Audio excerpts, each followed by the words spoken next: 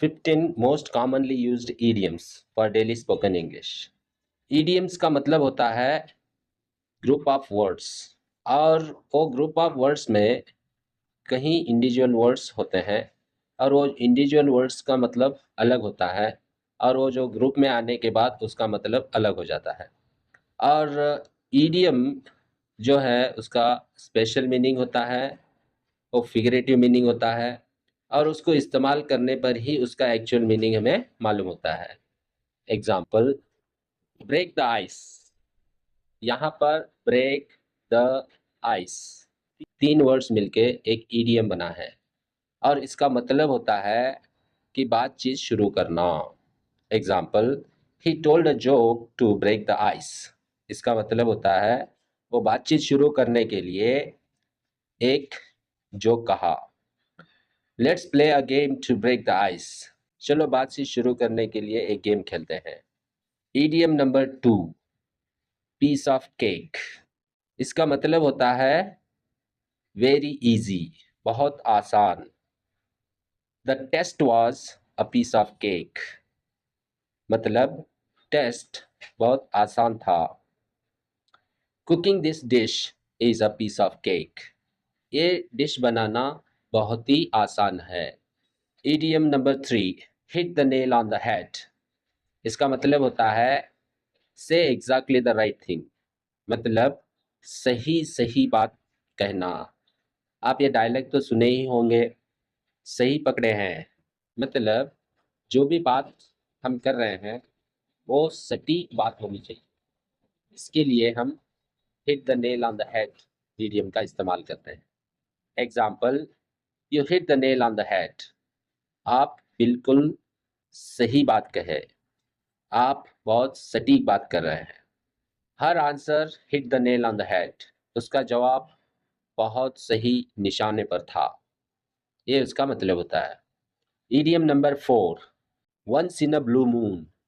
इसका मतलब very rarely, कभी तो या कभी कभार, बहुत कम, ये इसका मतलब होता है। Example, I eat fast food once in a blue moon. मैं कभी तो फास्ट फूड खाता हूँ या कभी कभार फास्ट फूड खाता हूँ। He visits us once in a blue moon. वो कभी तो हमसे मिलने आता है। Idiom number 5, under the weather. इसका मतलब है फीलिंग सिक, मतलब बीमार महसूस करना, नासाज महसूस करना। Example, I am feeling under the weather today. आज मुझे तबीयत नासाज लग रही है, या आज मेरी तबीयत खराब है। She stayed home because she was under the weather. उसने घर पर ही रहा क्योंकि उसकी तबीयत ठीक नहीं थी। Idiom number 6, cost an arm and a leg. इसका मतलब होता है वेरी एक्सपेंसिव, बहुत महंगा। Example, that phone cost an arm and a leg. वो फोन बहुत महंगा है। The trip cost us an arm and a leg. सफर हमें बहुत महंगा पड़ा। Idiom number 7, spill the beans. इसका मतलब होता है रिवील अ सीक्रेट, राज खोल देना, किसी की राज की बात बता देना।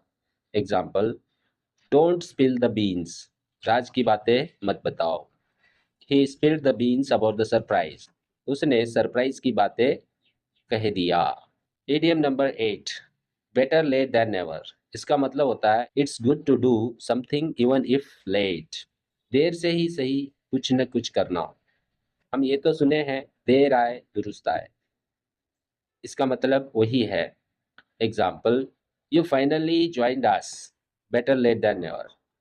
आप देर से ही सही हमसे जुड़ गए, हमें ज्वाइन कर लिए। She finish the course late, but better late then never. उसने देर से ही सही अपना कोर्स खत्म किया है। Idiom number 9, call it a day. इसका मतलब होता है स्टॉप वर्किंग, काम को रोक देना। Example, let's call it a day. चलो काम को रोक देते हैं। We called it a day after 5 hours। हमने 5 घंटों के बाद काम को रोक दिया। On cloud 9। मतलब एक्सट्रीमली हैप्पी, मतलब बहुत ज़्यादा खुश हो जाना। She was on cloud nine after winning, उसने जीत के बाद बहुत ज़्यादा खुश हो गई। I am on cloud nine today, मैं आज बहुत ज़्यादा खुश हूँ। Idiom number 11, burn the midnight oil, इसका मतलब होता है work late into the night, रात देर तक काम करना। Example, I burn the midnight oil before the exam, मैंने एग्जाम से पहले देर रात तक पढ़ाई करता रहा।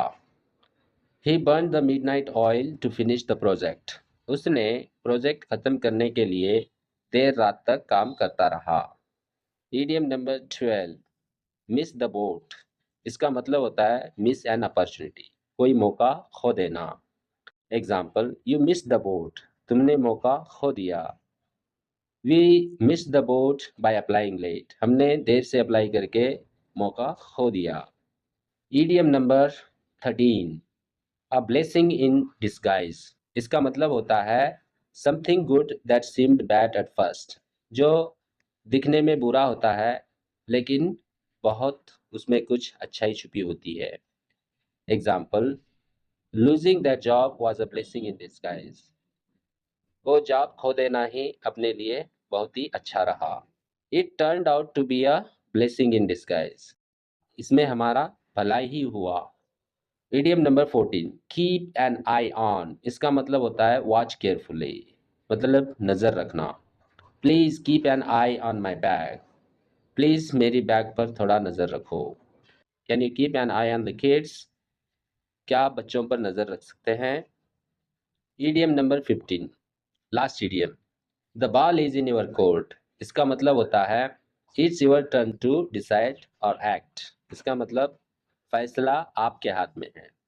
Example, I have done my part, the ball is in your court, मैंने अपना काम कर दिया है, अभी फैसला आपके हाथ में है।